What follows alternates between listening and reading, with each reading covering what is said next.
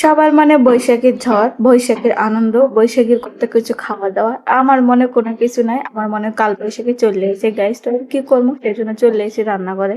যেহেতু আমার কোনো বৈশাখীর কোনো উদযাপন নাই, কোনো আনন্দ নাই, তো চলে এসেছি। তো আর কি করবো, আম যেহেতু আমার শাউরি দিয়ে গেছিল, তো চিন্তা ভাবনা করলাম যে আমের আজকে ডাল বানানো যাক। যেহেতু সবাই আজকে ইলিশ মাছ, ভাত, পোলাও, মাংস খাচ্ছে, আমি না আজকে অন্যরকম ভাবে খাইলাম, মানে ডাল করে খাইলাম। তো কেমন হবে গাইস, আর চলেন ভিডিওটা শুরু করি। তো এই যে ফার্স্টে আমি ছোট ছোট আমগুলি একেবারে ধুয়ে পরিষ্কার করে লইছি গাইস, লয়ে চলে এসেছি বটির কাছে। এখন ছুলাছুলি শুরু করে দিয়েছি, ছুলতেছিলাম আর দেখতেছিলাম।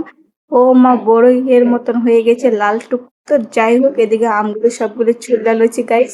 তো ছুলা বলে সুন্দর করে খলর বলর করে ধুয়ে লইছি। ধুয়ে লয়ে চিন্তা ভাবনা করলাম, তো তার মধ্যে কি ডাউল দেই, ডাউল না দিলে তো মজা লাগবো না। যেহেতু ছোট ছোট আম, যদি টকমক না হয়, তো সেই জন্য দিয়ে দিছি ডাল।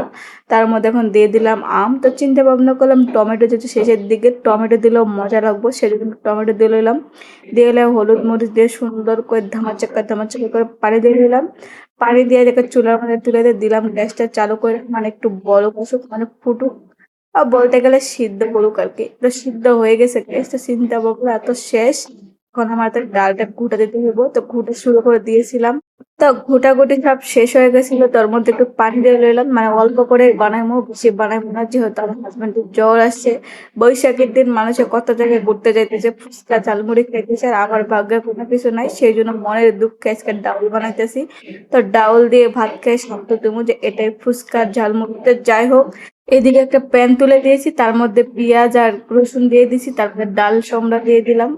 মানে ডালের ফসফরন আর কি, আমাদের একে ডাল সম্রা বলে। তো যাই হোক, দিয়ে ধামাচাক্কা করে লাল লাল শুরু করে দিয়েছি, একেবারে লাল লাল টুকরো বইয়ের মতো হয়ে গিয়েছে। তখন ভাগার দেওয়ার সময় হয়ে গিয়েছে। তো ডালের পাতিলটা এই চুলার মধ্যে নিয়ে চলে আসলাম, নিয়ে আইসে ভকাট করে দিলাম ঢাইলা। তো দেখবারই পাইতেছেন গাইস, একেবারে বলক উঠতে গেছে, মানে জালটা একটু বেশি জোরে হয়ে গেছিল, সেই জন্য আর কি। তো জালটা কমাই দিলাম, দিয়া এটাকে ঢাইলা।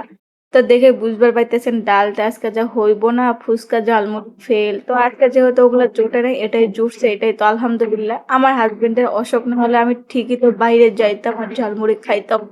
যেহেতু হাজবেন্ডের অসুখ, তো যাইতে পারে নাই, সেজন্য খাইতেও পারে নাই। তো ডাল খায় মনটা শান্ত দিমু। তো আপনারা কি বলেন গাইস?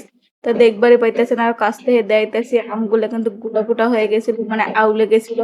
যেহেতু সিদ্ধ করছি বেশি আর গুটা দিছি বেশি, তো ডাল রান্না হয়ে গেছিল। আমার তো জিবার মধ্যে পানি চলে আইতেছিল, যে টক টক ভাব ডাল, কতক্ষণে যে খাবো আর কতক্ষণে পেটে শান্তি দিব। তো যাই হোক, এদিকে ভাত নিয়ে চলে আইসি, তার মধ্যে মুরগির মাংস রান্না করছিলাম গাইজ।